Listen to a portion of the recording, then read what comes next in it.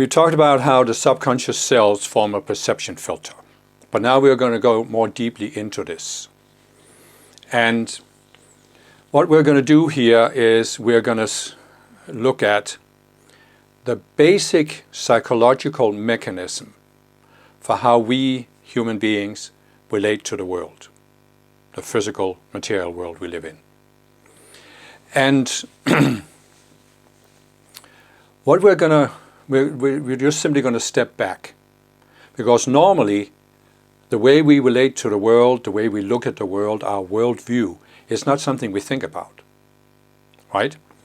But now we're going to step back mentally and realize that in every situation we encounter, we have a certain view of what the world is like, how it functions, how we fit into situations, dealing with, for example, other people or physical circumstances.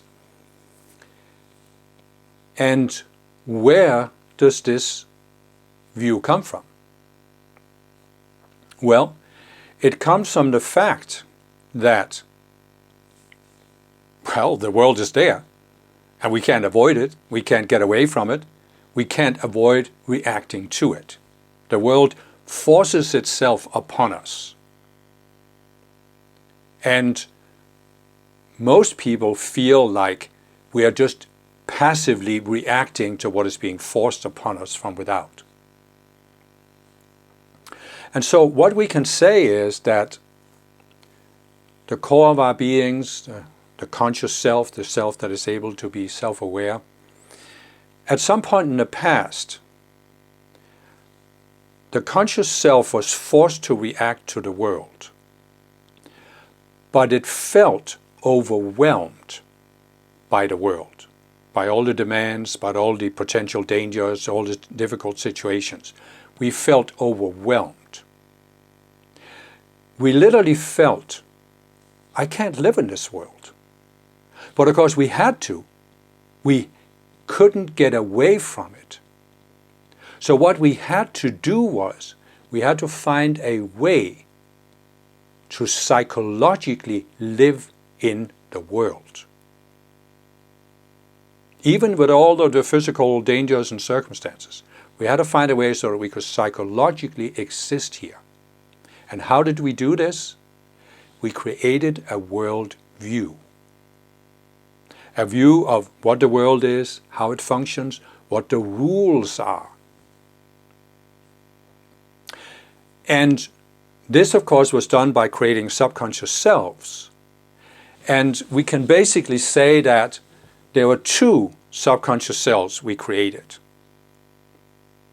One is the problem self, the self that sees problems, identifies problems. And the other is the problem solver self, the self that is meant to solve problems.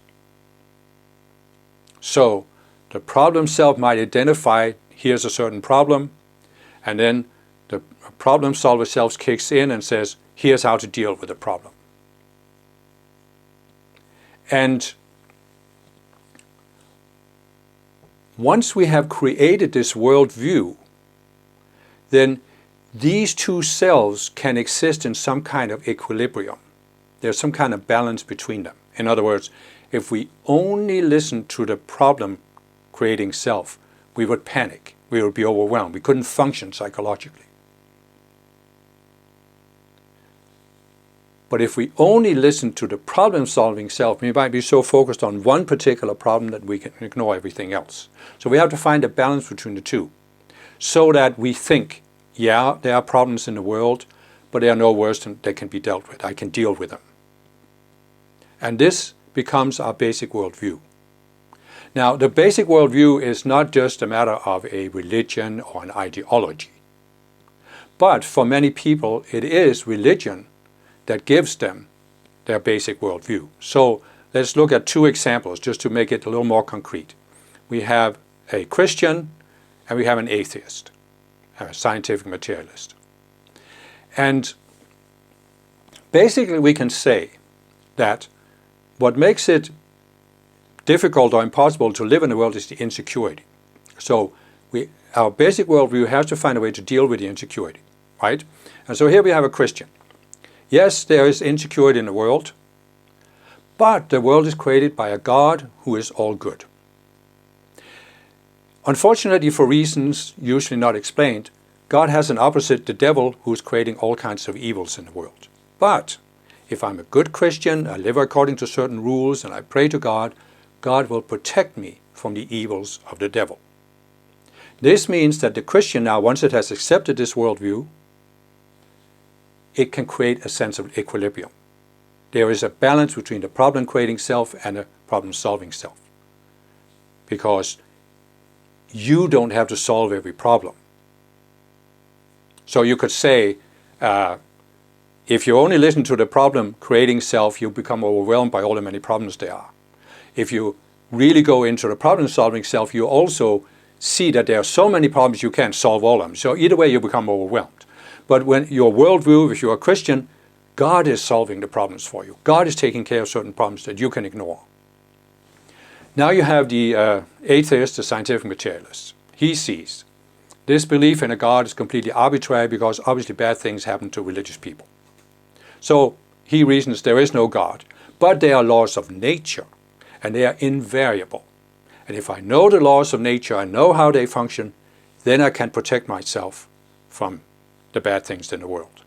So again, the atheist creates a worldview that's in many ways opposite of the religious worldview, but it has the same function of allowing the atheist to feel some sense of equilibrium.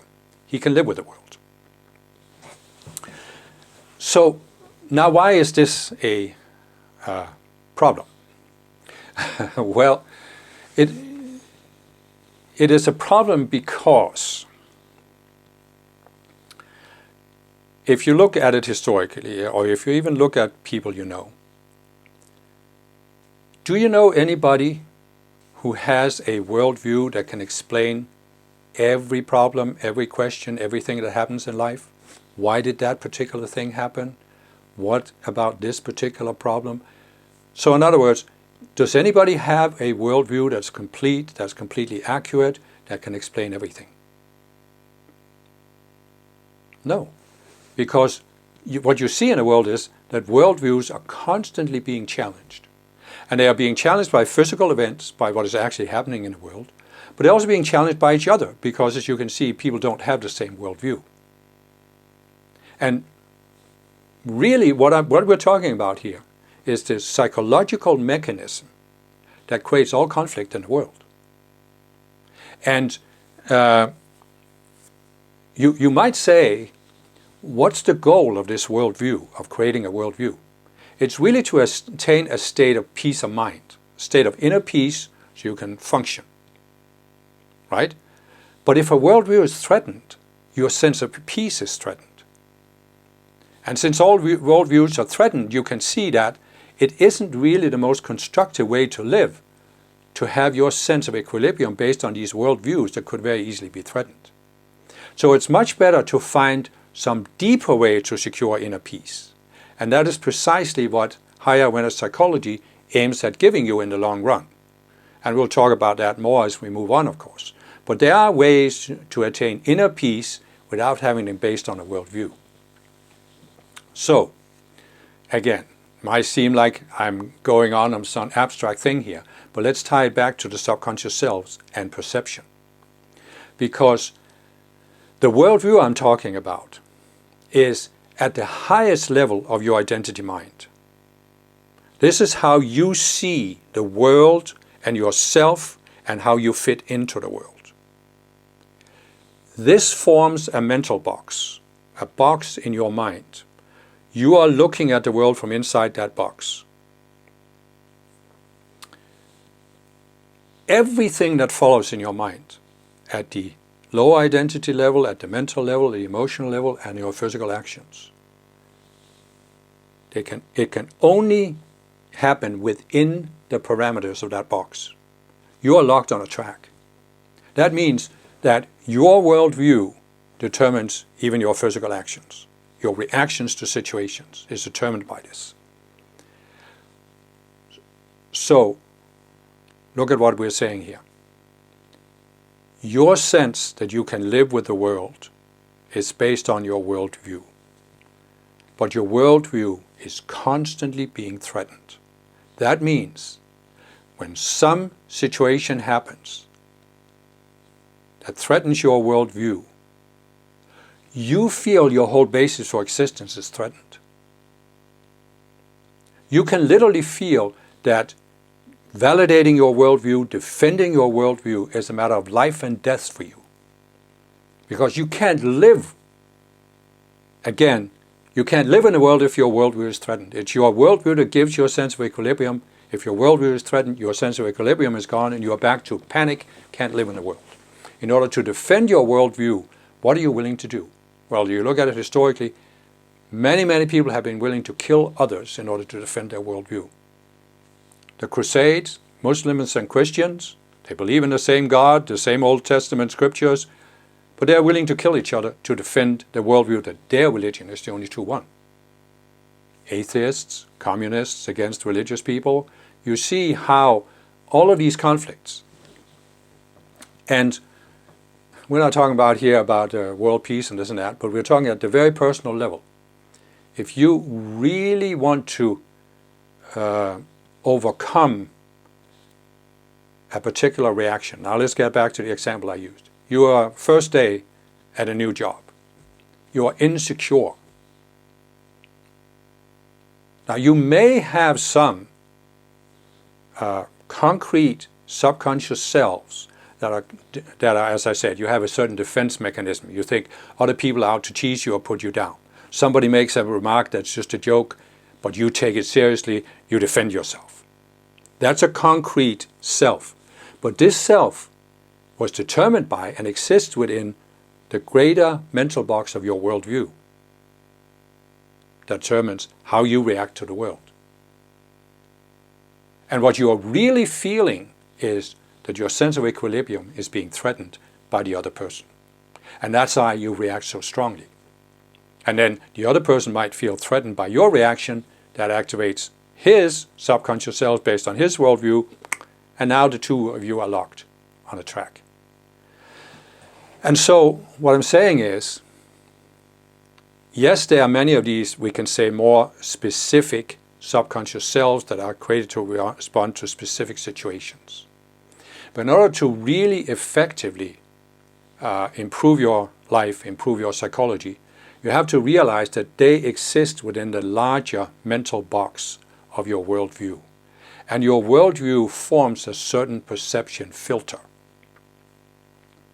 Like I said in the previous talk, it's actively, you are subconsciously actively projecting a certain image upon the world of how you think the world should function, how you want the world to function. And your sense of equilibrium is based upon it. Which means, let's say, you grew up in a Christian environment, you've accepted the Christian worldview down to specifics, and your sense of equilibrium is based on this. Now you start a new job, there's a person there who's an atheist, and he keeps heckling you about your Christian beliefs and questioning them and coming up with all these remarks about how wrong they are. What can you do? Can you choose a neutral response? Can you choose to just go into neutral? No, because your sense of equilibrium is based on your Christian beliefs. And if a specific belief is disproven, your whole worldview might collapse and your sense of equilibrium goes with it. So that means your reactions to situations, they're locked on a track by your worldview. And so what HAP will show you is that you are not your worldview. You are more than your worldview. And what that means is, we're not talking about here that HAP is going to challenge your religious beliefs or your atheist beliefs or this or that. We're talking about that HAP is going to show you that there's more to you than your beliefs, your worldview. And the importance of this is that means you can learn to find inner peace independently of your worldview and of what happens in the world. You can find a deeper inner peace because it's not based on a worldview that could be challenged by another worldview. And that gives you a whole different approach to life. And why is it important? Because what did I say in the previous talks? I talked about the subconscious selves will resist your growth. And the subconscious selves are based on your worldview, which means the subconscious selves will project at you that any idea that goes beyond your worldview is dangerous, and you should not think about it. And that limits what you can do about the subconscious selves. In other words, the subconscious selves will hide behind your worldview, and they will use your worldview to prevent you from looking at the subconscious selves. As I said in the last talk, the primary goal of the subconscious self is to stay subconscious, so you don't become aware of it. Because the subconscious self, I'm not saying they know this consciously, but they have this sense that they need to stay hidden. And the reason for this is, of course, as I said, you have the potential to be self-aware. Once you become self-aware that you have this self that causes you to react, and you don't want to react this way, you can free yourself from the self. And so the selves will resist this, and their primary way, or their primary weapon, is your worldview. Because what the worldview does, it says, if you accept these ideas, you gain a sense of equilibrium. But that also means you can never question these ideas, because it will threaten your equilibrium. But,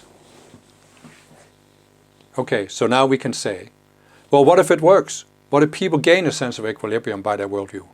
Fine. Then you don't need HAP. You don't need to question anything. But if you were completely happy and at peace with your current worldview, why would you be watching this? You want to change something. And all I'm trying to say here is that in order to really change your life, you have to be willing to question some aspects of your worldview. And the subconscious selves will resist it. And if you allow them to do this, you will hit a glass ceiling. You will say, yeah, I can work on my psychology, I can look at this, but I can't go beyond this. I can't question this. I can't step up to another level. Because I have to maintain my sense of equilibrium, and I have to maintain my worldview. And so, all I'm trying to say in this talk is, you can, if you really want to make the most of what HAP offers, you have to start becoming aware that you have a worldview, that it does give you a certain sense of equilibrium, but it can't give you a total sense of equilibrium because there are so many things in the world that disturb that sense of equilibrium. So you could say, what are you actually trying to do by engaging in HAP? Well, you're trying to overcome the threats to your sense of equilibrium that are based on your worldview, and develop a deeper sense of equilibrium that isn't tied to any worldview that can be opposed. It can't be opposed by anything in this world. And that's what HAP is designed to show you, how to develop that deeper sense of equilibrium. Peace of mind. And this, of course, will take some time, but we will gradually approach it as we move on.